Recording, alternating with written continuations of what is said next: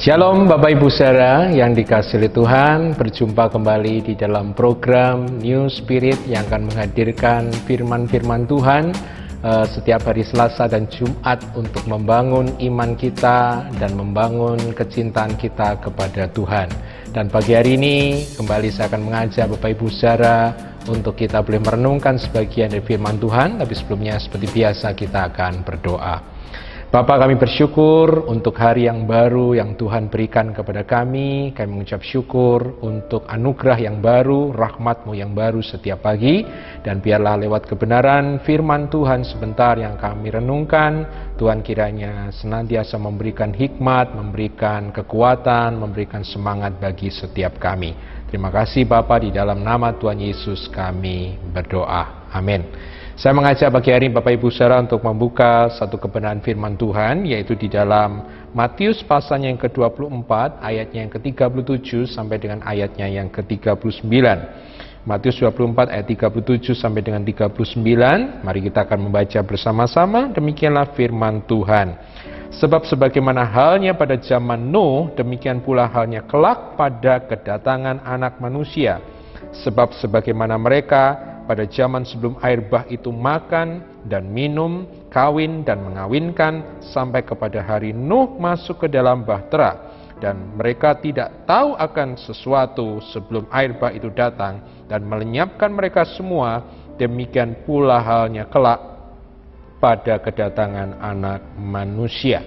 Bapak Ibu Saudara, dengan peristiwa-peristiwa hari-hari terakhir ini yang terjadi, ada banyak orang yang kemudian bertanya, apakah ini adalah tanda-tanda daripada kedatangan Tuhan? Apakah ini tanda-tanda daripada kesudahan daripada dunia ini?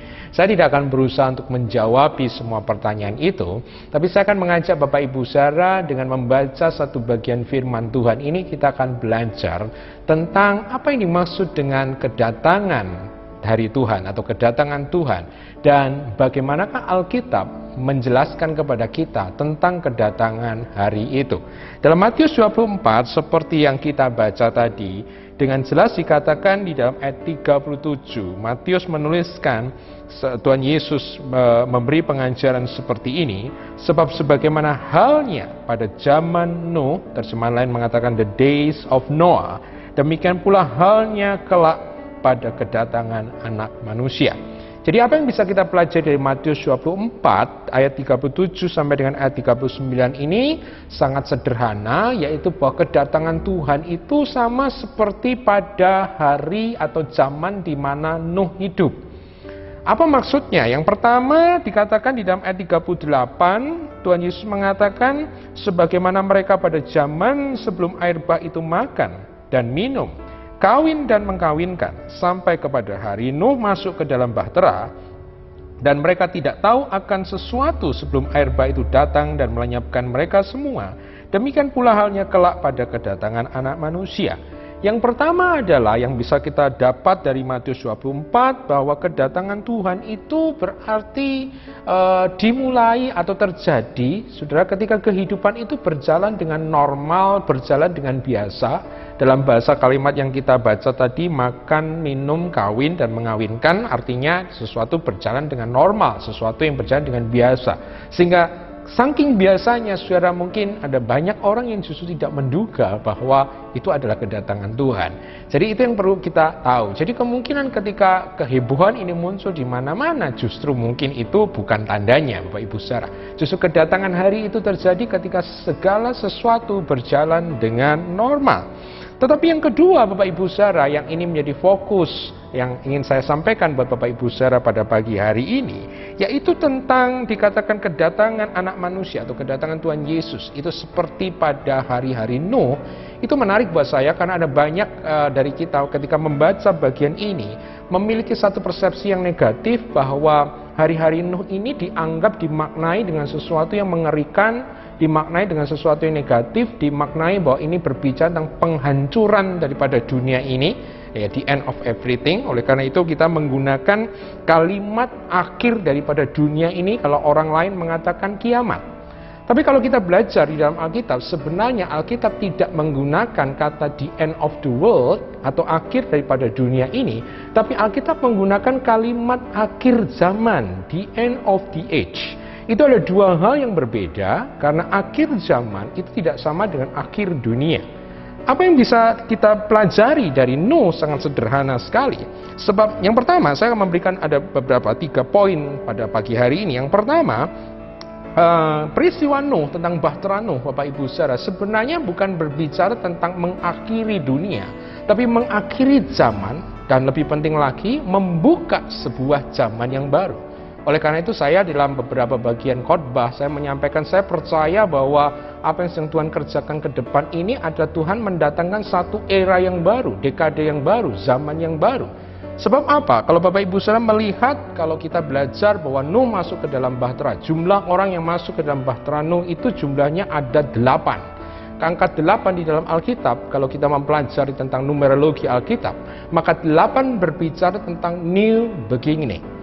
8 berbicara tentang sesuatu yang baru. Oleh karena itu Tuhan Yesus itu bangkit pada hari pertama, yang dalam hitungan sebenarnya dalam kalender Yahudi adalah hari yang ke-8, karena hari Sabat itu adalah hari yang ke-7.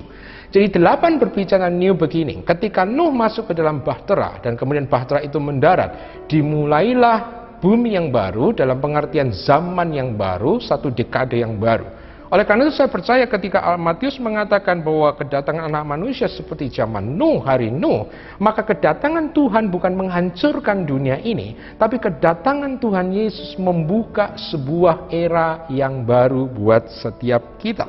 Yang kedua yang penting adalah tentang masuk ke dalam bahtera. Bagaimana ketika Tuhan memulai sesuatu yang baru, memang Tuhan mengizinkan pada waktu itu ada banjir, ada sebuah chaos, ada kekacauan yang terjadi, dan bahwa orang-orang yang percaya, believers ini boleh masuk ke dalam zaman yang baru, the new era, dengan cara masuk ke dalam bahtera. Dan saya percaya hari-hari ini juga kita sebagai orang-orang percaya, kalau kita percaya bahwa Tuhan sedang memulai sebuah new era, zaman yang baru, sesuatu dekade yang baru, kita juga harus masuk ke dalam bahtera. Apa maksudnya masuk ke dalam bahtera? Kita tentu saja tidak perlu membuat bahtera fisik seperti Nuh, tapi yang dimaksud adalah bahtera ini, Bapak Ibu Saudara, bahwa kata bahtera di dalam Alkitab dalam bahasa Inggrisnya ditulis dengan kalimat ini, the ark. The ark itu menarik Bapak Ibu Saudara, sebab kalau kita mempelajari dalam kitab Pentateuch, dalam kitab Taurat, selain daripada kitab Kejadian ini, kita menemukan benda yang lain di dalam kitab Keluaran yang juga dinamai dengan the ark. The ark tidak lain dan tidak bukan adalah tabut perjanjian. Itu disebut sebagai the ark. Jadi bukan merupakan sebuah kebetulan kalau bahtera itu disebut sebagai the ark dan tabut perjanjian itu disebut the ark. Jadi dengan kata lain saya mengatakan bahwa bahtera itu tidak lain adalah tabut perjanjian. Bahtera dan tabut perjanjian itu mengajarkan satu hal yang sama, menggambarkan hal yang sama. Hal apa itu? Tabut perjanjian dalam perjanjian lama ada tempat di mana the presence of God, hadirat Allah tinggal, di mana hadirat Allah ada di dalam tabut atau kotak itu. Maka dengan kata lain saya mengatakan bahwa bahtera Nuh, the ark of Noah, itu berbicara tentang the ark of the present, tentang hadirat Allah, di mana Allah hadir. Oleh karena itu saya percaya bahwa hari-hari ini ketika Tuhan menghantarkan kita masuk ke dalam the new era, era yang baru, sama seperti Nuh kita harus masuk ke dalam bahtera, maka kita juga harus masuk ke dalam the ark of the present. Kita harus masuk di dalam hadirat Tuhan. Oleh karena itu saya selalu mengajak Bapak Ibu Saudara, mendorong Bapak Ibu Saudara bahwa di hari-hari di mana kita diisolasi, kita dikarantina, kita bukan bersifat pasif, malas-malasan, tapi di masa-masa di karantina ini kita mencari wajah Tuhan, kita membangun keintiman, hubungan dengan Tuhan, kita masuk ke dalam bahtera kehadiran Tuhan. Karena itu yang akan menjadikan kita, menguatkan kita, memproses kita, sehingga kita boleh menjadi orang-orang yang percaya, yang masuk di dalam era yang baru. Dan yang ketiga Bapak Ibu Saudara, di dalam ayat 40 sampai dengan ayat 42, satu bagian ayat yang terkenal tadi dikatakan pada waktu itu kalau ada 2 orang yang di ladang, seorang yang dibawa, yang lain ditinggalkan. Kalau ada 2 orang perempuan sedang memutar batu kilangan, yang seorang dibawa, yang lain ditinggalkan. Karena itu jagalah sebab kamu tidak tahu pada hari mana Tuhanmu itu datang. Ayat ini seringkali dimaknai di saudara tentang rapture, tentang pengangkatan.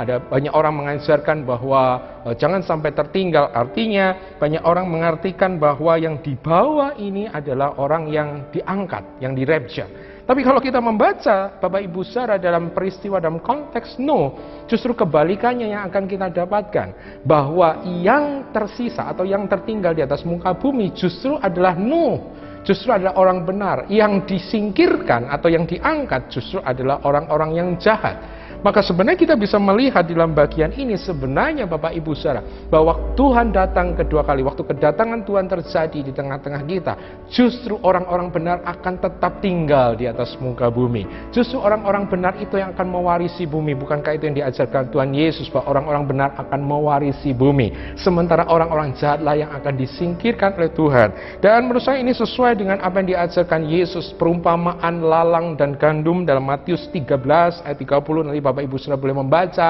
maka Bapak Ibu Saudara akan melihat bahwa ketika lalang dan gandum itu dibiarkan tumbuh bersama-sama, maka yang pertama dituai itu adalah lalangnya, sementara gandumnya itu dibiarkan. Dengan kata lain, sebenarnya kedatangan Tuhan, hari kedatangan Tuhan bukan sesuatu yang menakutkan, tapi justru itu yang harus kita harapkan dengan luar biasa, karena hari itu justru akan membiarkan atau memberikan akses kepada orang-orang benar untuk tetap tinggal di bumi, memerintah di bumi, mewarisi bumi, sementara orang-orang fasik akan disingkirkan dalam tanda kutip.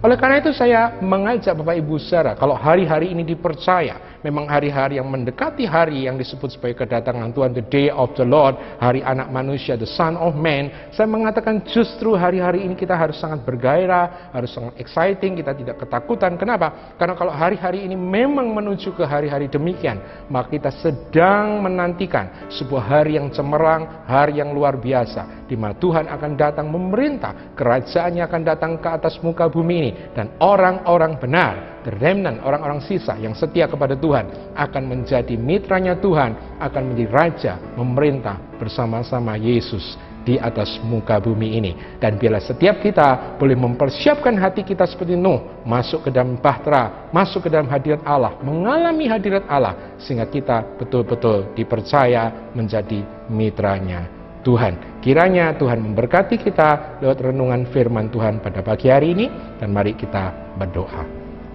Bapa, kami mengucap syukur buat firman pada pagi hari ini.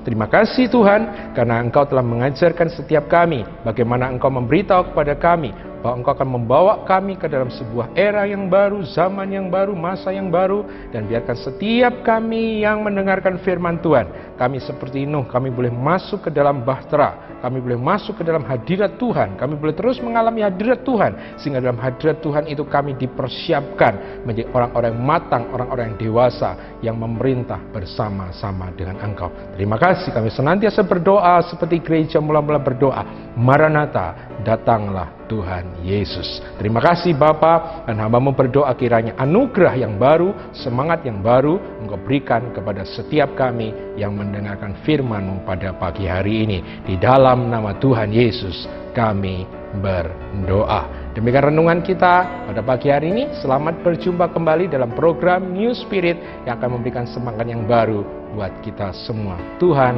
memberkati.